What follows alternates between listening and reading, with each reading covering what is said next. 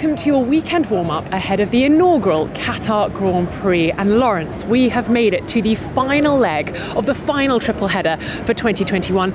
The championships are still so close, 14 points separating Max and Lewis, 11 points separating Mercedes and Red Bull. Can we expect the same sort of race as we saw last weekend in Brazil? I'm really not sure, Rosanna, what we're going to expect to see this weekend, because no Formula 1 car has ever driven around here. I was talking to Davide Brivio earlier when we did a track walk for F1 TV, and he was giving all of his kind of input based on bikes, because of course we just don't know what, in terms of the car side of things, what they're going to deliver. And I think that's what's so exciting for the drivers. They're coming here, they spend a bit of time in the sim, they've done track walks today, and they still don't really know until they turn the wheel tomorrow in Friday practice what we're going to get to see. Absolutely. A lot of drivers opting to do the track walk around now, I think, because it is much cooler, of course, and a bit more representative. So they'll be doing lots of work out on the track at the moment with their engineers. We talk about that championship battle so tight between Max and Lewis, and as we're recording this, we still don't know the outcome of that right to review that Mercedes have put into the FIA. We just tried to beckon Jonathan Wheatley over from Red Bull and asked him what the outcome was going to be, or when we might have it. He did say this evening though, didn't he? Yeah, and I think that's good news that we can have that all cleared up before we get going with the track action tomorrow. If they do say that they are going to pursue it and review it, that means we'll have to wait slightly longer then for the meetings of stewards and the actual review and then anything that comes out of it. So, and on Boxing Day we'll have an answer. Exactly. So let's just see how it goes, I guess. But its first good step is we should know pretty soon. And I spoke to both drivers, Max and Lewis, and just from their body language, there was a slight element of fatigue. And I don't mean that in the sense that it's been a long season and they've been battling hard on track. Almost so many questions from the media asking them for their side of the story, for their take on events. And you do kind of feel that they just can't wait for FP1, get that visor down and get back to it. Yeah, it's getting really tense though, Rosanna, isn't it, right now with the title? And, Lewis's victory in Brazil's really spiced it up coming here. And with the unknown of Qatar, the unknown of Saudi coming up as well, and those changes in Abu Dhabi in the final race of the season, it couldn't really be set up better for what is turning out to be one of the most exciting championships we've seen in a decade. So I'm not surprised that Max and Lewis are tired of talking, because I guess what more can they say? They just want to get out there, like you said, and hit the track. Absolutely. Not long now. Let's hear from Max Verstappen and Lewis Hamilton. I support the team in the decision that they've made. It's not been anything, I've not made the decision, so I've really just been trying to focus on doing my job this weekend. So I've been to the factory, I've been in recovery on Monday, I've been training in the 2 days that even before I went to the factory, and then I flew here. So I'm just trying to do my job. They're focusing on our weekend, but also on that, and yeah. Did they tell you before they applied for that? I was told that they were thinking about it, and then I got back from the factory and found out. So did you have a right to reply? Could you have said no? I'm sure I could have, yeah, but as I just told you, I support them. Obviously, you were driving pretty much a rocket in Brazil. Is that engine going to have to be turned down slightly and made less aggressive this weekend? The engine's actually the same as it's always been, so the engine's actually not the biggest difference. People think that the engine made all the difference last weekend, and it didn't. So it was more set up. It was a combination of all of them together. The engine definitely helped, but it wasn't everything. And if you come out on top this weekend, does that set the precedent for the final few races? No, we really have no idea how it's going to be. It could be, I hope it's close between us in the next ones. I just hope the car works as nice as it did last week, and I hope that we can get it to a point that it works as well as it did then. I just look forward to be here. It's another weekend. Brazil for me is done. I mean, we finished second. We had a weekend which was a bit more tough, but overall, still good points. And we try to look forward here to try and do a better job. And I spoke to Christian in Mexico when you guys were waiting to go out in practice, and he said it was because of mileage. You guys were a bit worried. What do you think the chances are of you needing to take an engine penalty between now and the end of the season? No, I think we'll be fine. Yeah. No worries. Will you be waiting a little bit more in sessions to go I don't know. out? We haven't talked about it too much, but I feel quite confident with the engines. This weekend warm-up stuff is quite hard work, Lawrence. So we've had to find a place to sit down to discuss things. P3 in the Constructors' Championship, Ferrari versus McLaren. Ferrari definitely had the stronger package last time out in Brazil. What are your thoughts when it comes to this circuit, and of course an unknown circuit? I just think because they're on a roll, they've got the momentum, you've got that hybrid system that seems to have given them that extra step over McLaren. It's hard to look beyond them in this battle for P3 in the Constructors' Championship. I know that McLaren know that they need to do everything right operationally, get the best out of their package to even just be in the fight. But the unknown of this circuit, it only takes one bad FP1 Alex session. Albon on a jog. Nice. Getting ready for next year. We probably need to go for a jog, We right? do. Later on. Less sitting around, more action. We have to wait and see who gets the best job done in FP2, because that's the most representative session this weekend, and it only takes one problem for their team to have and they can be on the back foot for the rest of the weekend. So even though Ferrari have the edge, I think McLaren aren't out of the fight yet. I was quite pleased to hear from Carlos Sainz that he and Lando had a bit of a chat, and actually they've been playing golf in this sort of last few days being here in Qatar, and have been talking about that start, that altercation. I think Lando definitely thinks it was his fault, and Carlos just assuring everybody that Lando is still alive and well. If we then look to the Alex Albon just doing laps actually up and down, Daniel Ricciardo landed the Honey Badger we're in here in Qatar. Is that a good omen for him this weekend? Do you think he can get back the momentum? Of course, no points last time out. I mean, he'll be hoping so. I think he's got 1 point finish in the last 4 races, so he is really struggling, and he hasn't really been able to pick up off that victory in Monza and really build some momentum. But, you know, Daniel's always impressed us throughout his Formula 1 career in recovering from setbacks, and so if he can come here and kind of get the job done early doors, get a really solid baseline, there's no reason why he can't have a good weekend. Well, he's still thrilled, of course, that he's taken victory this year, whereas, of course, Ferrari haven't. But let's hear from the Honey Badger himself. I was just informed this is indigenous to the Honey Badger, so if I saw one, I'd be like a schoolboy. I'd be so giddy. It'd be awesome. Yeah, I'd be scared, but I'd feel at home. Things are looking a bit tricky with you and Ferrari, the McLaren battle, obviously. They were so much faster last time out, I would say. They had the better package. Do you think it's going to be the same this weekend? I have no idea. I really don't. I think, you know, I think already like start of the year they were pretty good, but they have made, you know, progress as well. So I don't expect them to be slow anywhere. And if we are quicker than them, say here, for example, you're talking maybe a 10th. I don't think we're ever going to have a big advantage now till the end of the year. But we have to see what the track offers. I did it in the sim. Seems fun. I'm going to go and do a little track ride later. Hopefully it suits us. Hopefully get some points back. I'm excited to be at a new place for sure.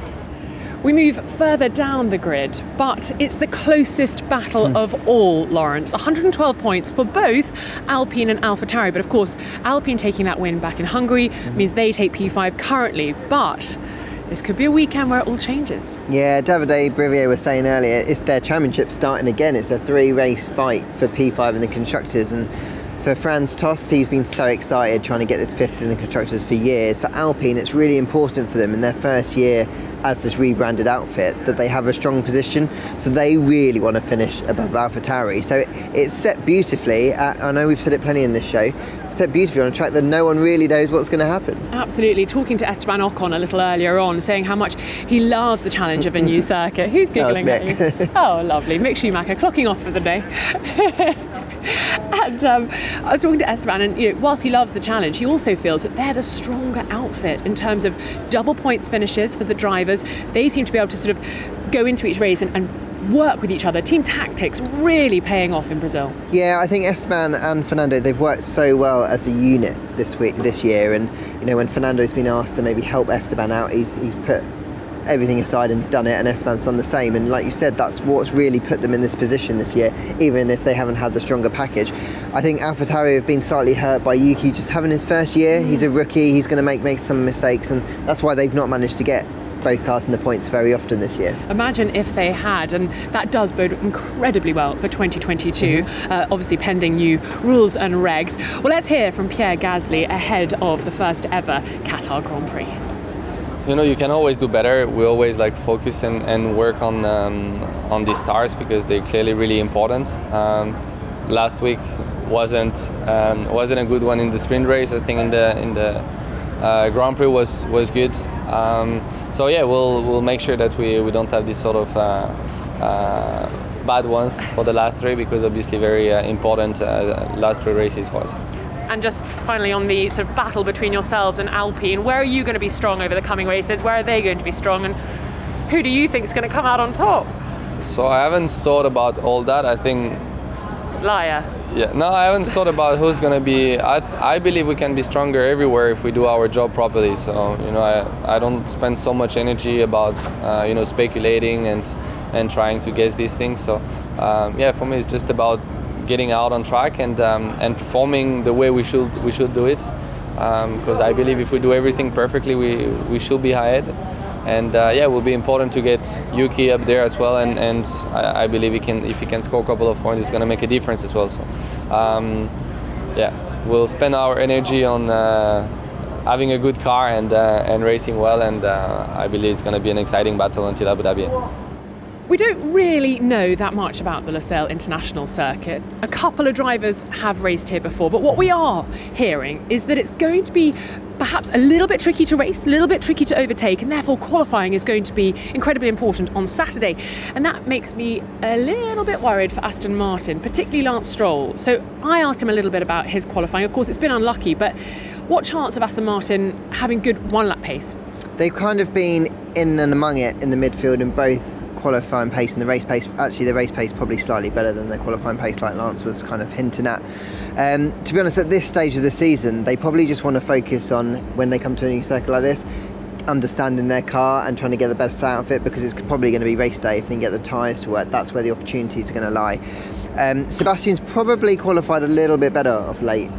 He's managed to get a little bit more out of the car, and that's what he'll be hoping to do again this weekend. Well, one of the drivers who has raced on this circuit is Nikita Mazepin from Haas in the junior categories, MRF. Obviously quite a long time ago, I think it was 2014 that he was here. So things have changed, and Sergio Perez, another driver who's raced here in GP2, and he was saying, that was even longer ago, 2009. The track has changed. But will that help Nikita a little bit, given he's a rookie and all this year it's been about learning tracks compared to the big guys and more experienced guys? Well, interestingly, he was saying to me earlier, no, it's probably not going to help him that much. So, because in a positive way, he's managed to learn circuits, he says, this year pretty quickly. And he sees on that part of things, he thinks all his colleagues and rivals are probably going to do the same here. And that's probably why when I was asked him about that, he said, well, I'm just going to go out in the car tomorrow and do a few laps, and then, I'll pick it up from there. And so that's, again, another example of like how mega these guys are, top 20 drivers in the world, that they're able to go to a new circuit and be on the limit straight away. Absolutely. 10 or 15 laps, I think it was what Nikita thought the guys would need to get up to speed. Meanwhile, his teammate Mick Schumacher feeling quite buoyed by Brazil.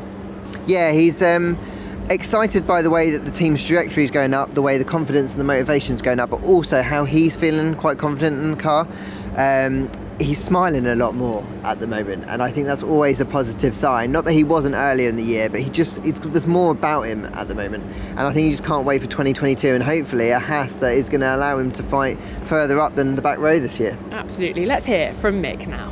Yeah, the end is close, but still everybody's super motivated, and I think that's just really nice to see, and we're still doing those steps forwards, and I think Brazil was the last one where you could really see that we did a step forward, and in terms of pace we were right up there in the midfield, which is quite incredible for our knowledge from what we had in terms of predictions, and so I think we can be really happy with that. There were big headlines coming out of Alfa Romeo this week, with Guan Yu Zhou signing to partner Valtteri Bottas next year. Sadly, meaning we lose Antonio Giovinazzi from the F1 paddock next year, Lawrence. Yeah, it's always a bit of good news with a little bad news when one driver leaves and another one comes in. For Zhou, it's obviously great for China, for Formula One's first full-time Chinese driver, and he's second in the F2 Championship, so he has got pedigree, and he'll bring the support of China, both in fans and some sort of sponsorship package as well.